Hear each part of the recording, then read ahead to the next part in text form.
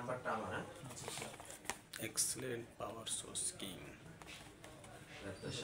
আপনি আপনি আমার সাথে যোগাযোগ করবেন। এর মধ্যে যদি আবার কোনো সমস্যা হয় আমি আপনাকে আবার পরামর্শ দেবো। আর স্ট্রেসটা কমলো কিনা, এটা না কমলে আপনার এলোপ্যাথি দুই একটা ওষুধ অ্যাড করা লাগতে পারে।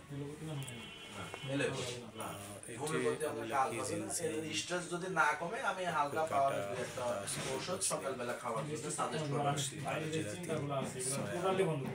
এটা খাওয়ার পরে যদি দেখে যায় স্ট্রেসটা এখনো আছে, ওই সময় যায় ওই এলোপ্যাথি ওষুধ দুই একটা সাজেস্ট করব। ঠিক আছে, এটা আমাকে এখন তাহলে এটা সমস্যা আছে না বাইরে গেছে, এটা আপনি সেভাবে লিখতে দিয়ে দেন। তাহলে গরম দুধ অথবা ইনশাআল্লাহ পাউডার। আর সিলিম চা জন্য লিখলাম না, সিলিম চা আর গ্রিন চা দুই বেলা দুইটা যে কোনো সময় এটা খাওয়ার। রাতে একটা গ্রিন চা খেলেন, সকালে গ্রিন চা খেলেন, রাতের বেলা সিলিম চা খেলেন, অথবা দুই বেলায় সিলিম চা খেলেন। চাটার জন্য নির্দিষ্ট টাইম না, যে কোনো সময় খেয়ে নেবেন যখন সুযোগ পাবেন। ঠিক আছে, রাতেই হবে, সমস্যা নেই। তাহলে এইটা আমি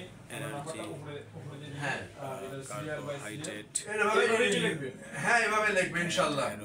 যেভাবে আপনি বলেন সকাল এখানে পর্যন্ত লিখবেন, আগে লিখলো সকাল 7টা, সকাল 7টা এভাবে লিখলো, বুঝছেন? সকাল 7টা কি কি খাবেন, সকাল 9টা কি কি খাবেন, 11টা থেকে 12টা কি tested by Bangladesh council of scientific and industrial research boost energy and